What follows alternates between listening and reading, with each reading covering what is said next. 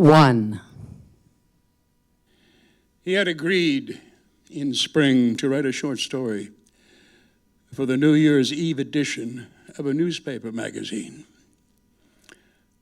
An easy enough task, he thought at first. In late May, he settled down to sketch out a few images that might work, but soon found himself struggling adrift. For a couple of weeks in early summer, he cast about, chased ideas and paragraphs, left a few hanging, found himself postponing the assignment, putting it to the back of his mind. Occasionally, he pulled his notes out again and then abandoned them once more. He wondered how he would ever push into the territory of a New Year's Eve story. Create a series of fireworks, perhaps. Drop a mirrored ball in a city, or allow snow to so slowly scatter across the face of a window pane. All the beginnings he attempted, scribbled down in notebooks, wrote themselves into the dark. In early summer, 2. In early summer, he landed on the idea that he could perhaps defy his own notions of what a New Year's Eve story could achieve and tell a military tale. Perhaps the portrait of a soldier somewhere far away, a young American, say in a distant land. He could find himself, say, in a barracks on New Year's Eve in Afghanistan. The simple notion of a Marine, let's say a young woman, slightly exhausted by war, sitting on the edge of a valley in the cold, surrounded by sandbags in the vast quiet, looking eastward under a steel mesh of stars, all silence, even the thrup of machine gun fire in the distance, the grim perimeter of the soldier's reality set against the possibility of what might be happening elsewhere, say at home in South Carolina. Say a relentless suburb of no great distinction. Say a house gone slightly sour with the years. Say a broken drain pipe hanging down from the garage. Say a boy in the driveway, a young boy in a striped shirt and torn jeans with a bicycle lying forlorn at his feet. Her brother or her cousin or perhaps even her son. Yes, maybe her son. 3.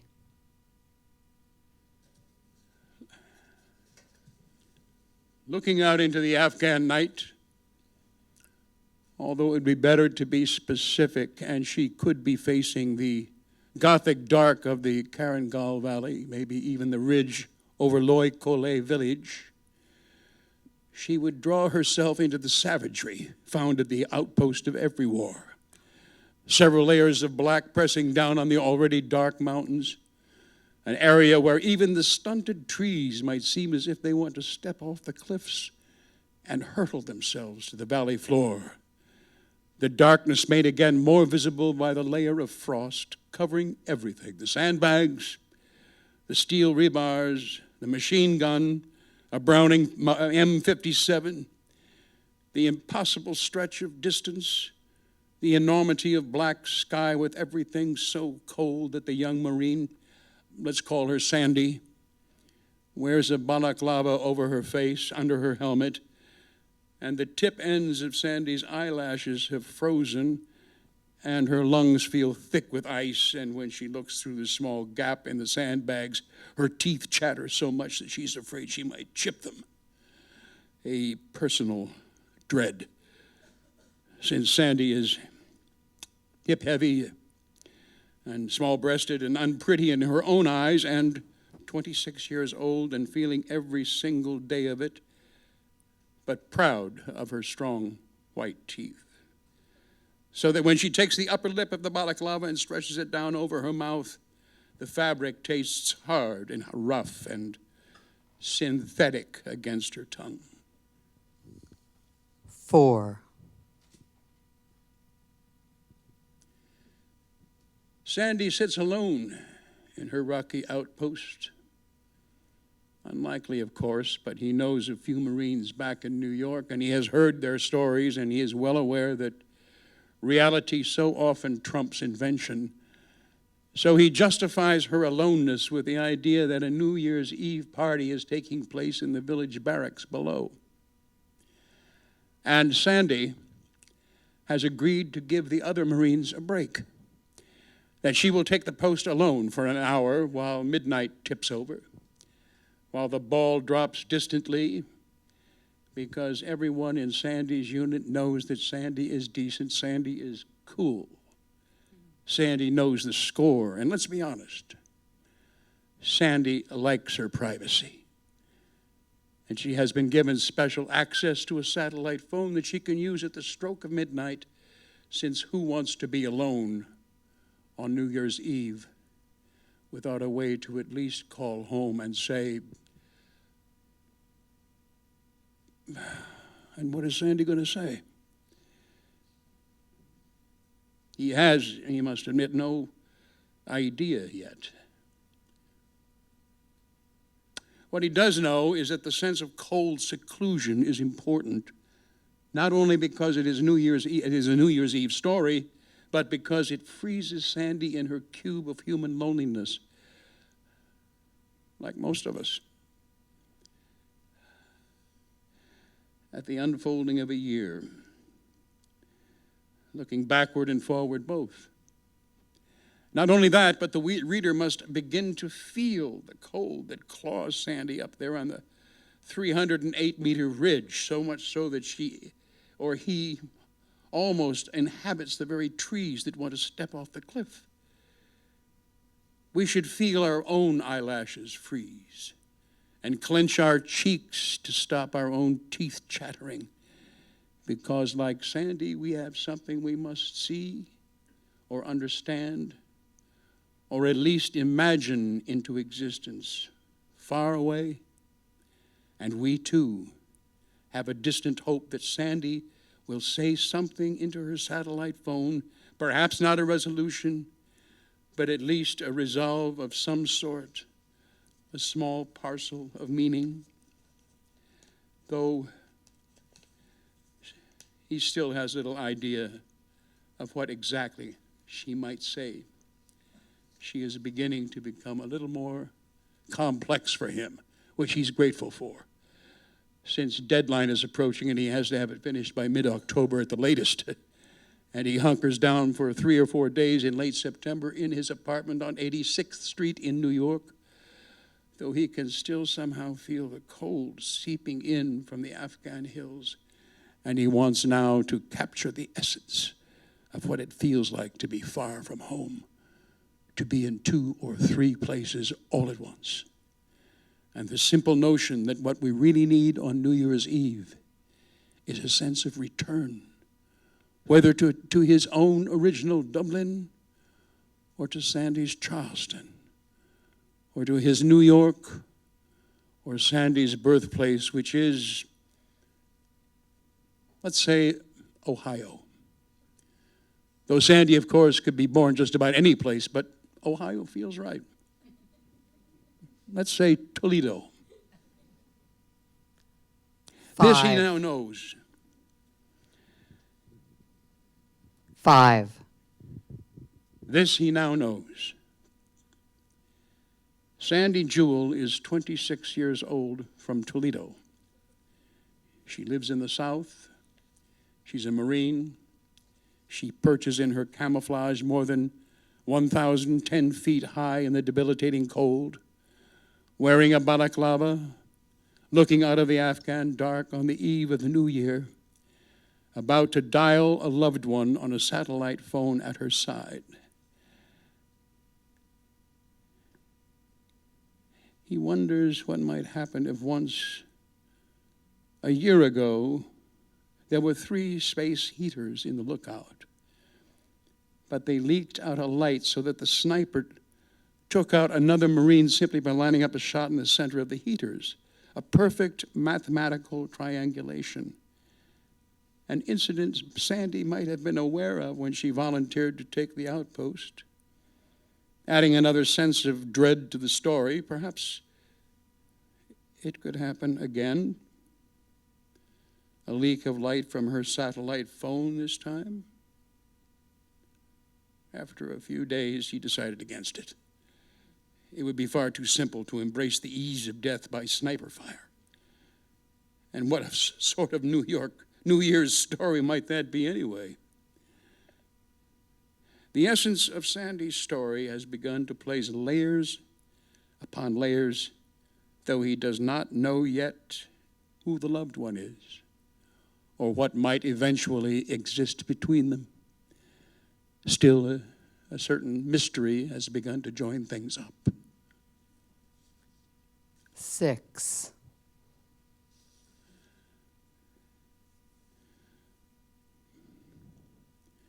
What Sandy sees, or what he imagines Sandy can see. The boy lays down his bicycle in the driveway, somewhere suburban, a Legoland of houses on the outskirts of Charleston. It is mid-afternoon in America, 8.5 hours behind Afghanistan.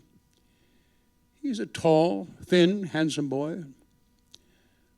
Let's say he is definitely her son. The desire to talk must be immense, and the potential for real tragedy, what might happen if she doesn't get to talk to him? What happens if the line goes dead? What happens if a shot rings out in the night? He is 14 years old, tricky, of course, since Sandy was earlier established as 26 years old. Is he really her son? Is that feasible? Is it even possible? The boy lifts the corrugated garage door, his heart thumping in his blue and white striped shirt. And he hears a shout from inside the house. A woman, let's name her Kimberly, trilling out to him, let's name him Joel, to say, "Quick, Joel, your mom's about to call." And Joel is late. He knows he's late, and he's old enough now, almost 15 in fact, to have a sweetheart and to know some things about the complexities of loss. He has spent an afternoon with her down there near the school bleachers on Lancaster Street. He has pledged himself to her.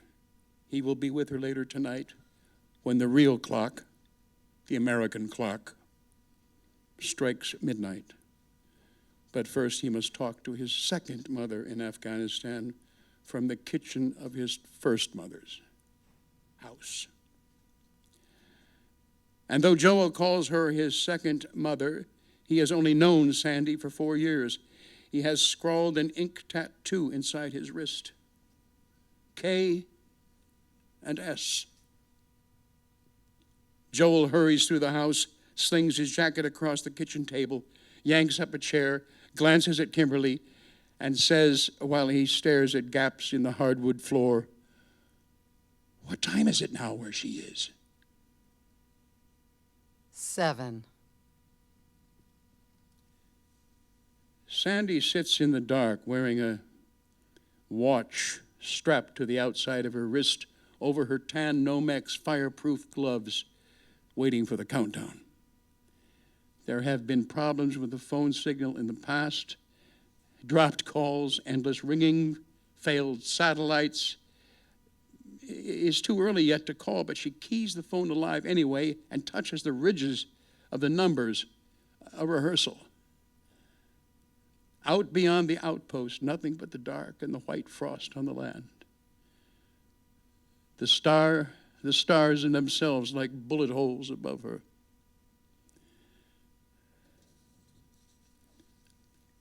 Eight.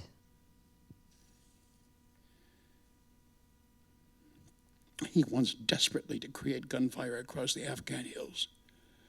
or to see a streak of light that is not just a metaphor, an RPG perhaps, or the zip of an actual bullet into one of the sandbags to force a tracer line across the reader's brain, to ignite alternative fireworks on the eve of the new year, and to increase the intensity of the possible heartbreak.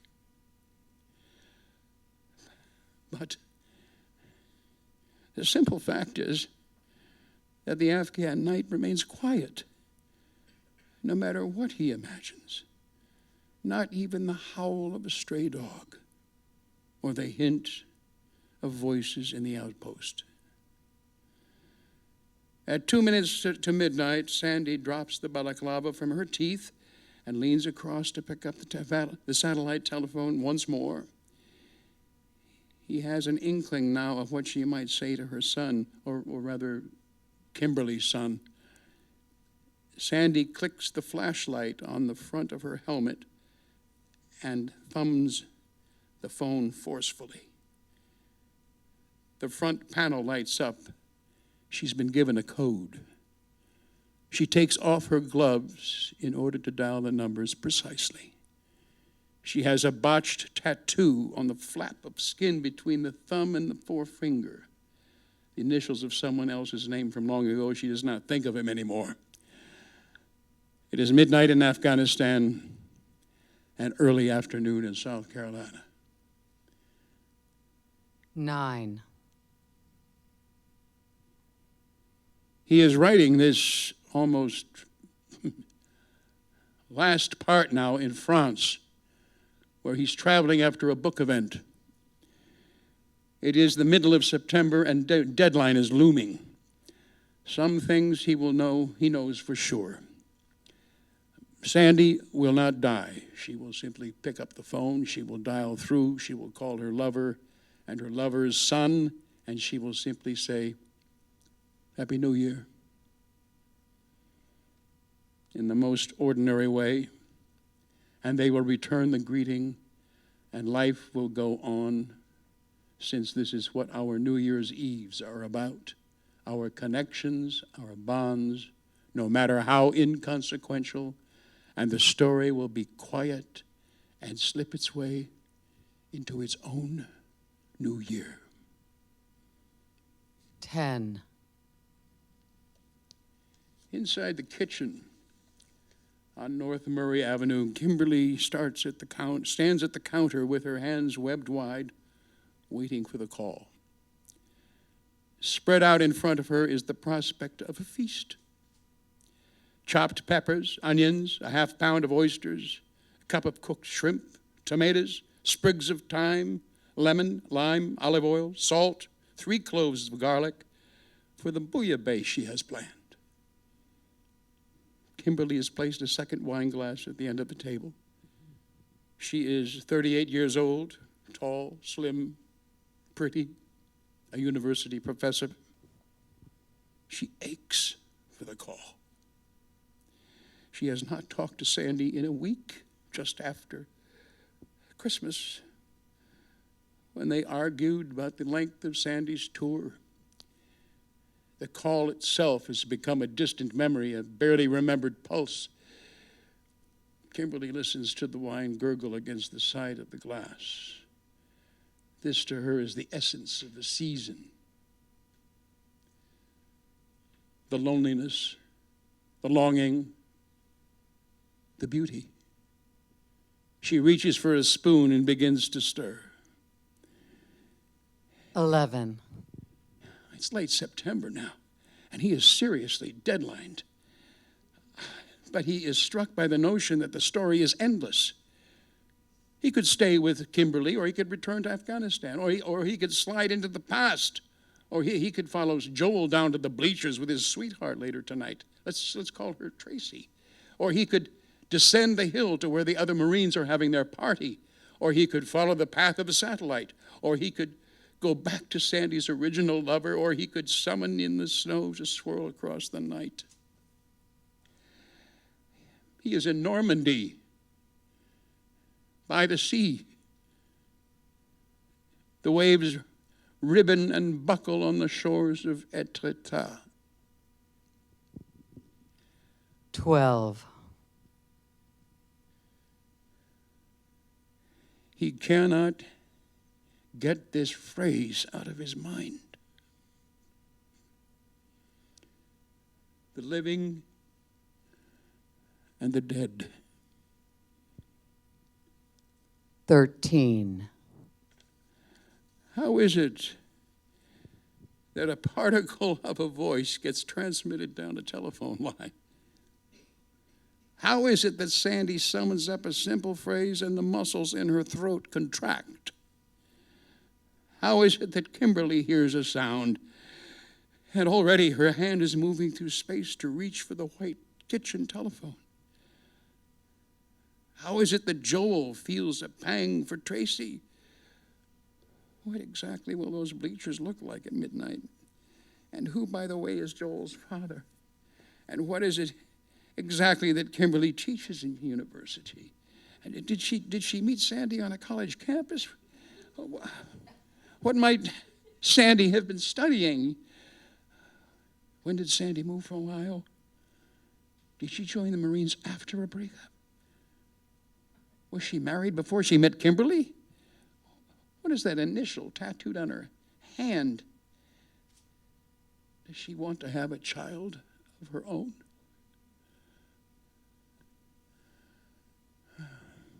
How is it that a voice travels halfway around the world? Does it go through underwater cables? Does it bounce off satellites? How does a quark transmit itself to another quark? How many seconds of delay are there between Kimberly's voice and Sandy's?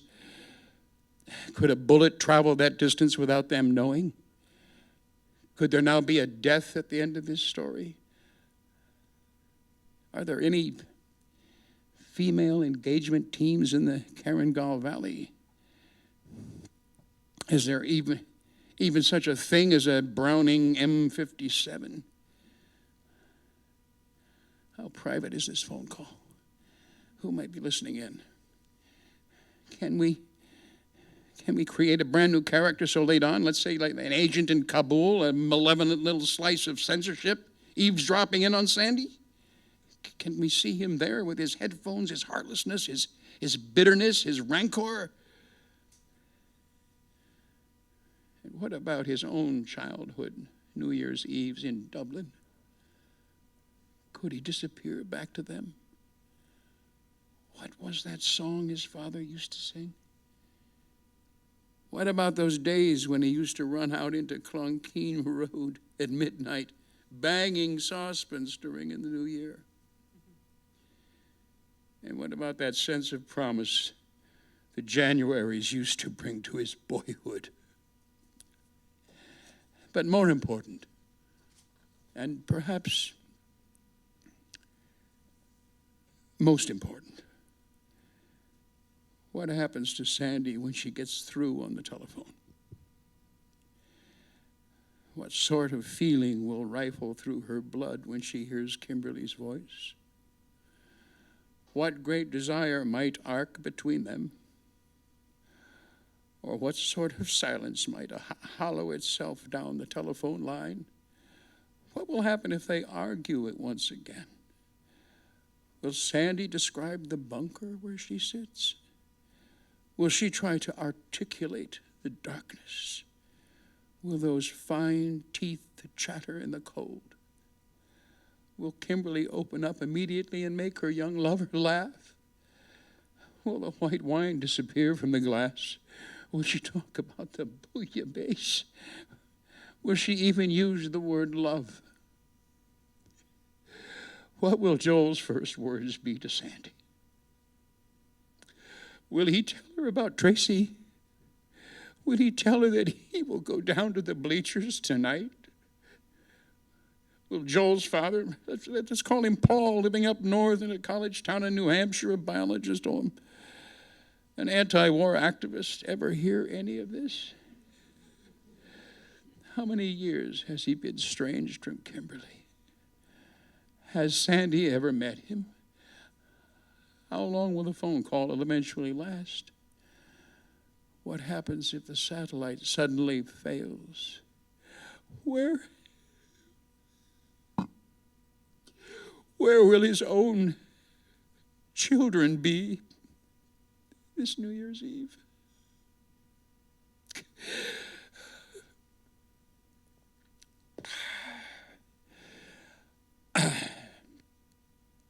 How do we go back to the very simplicity of the original notion? How do we sit with Sandy in her lonely outpost?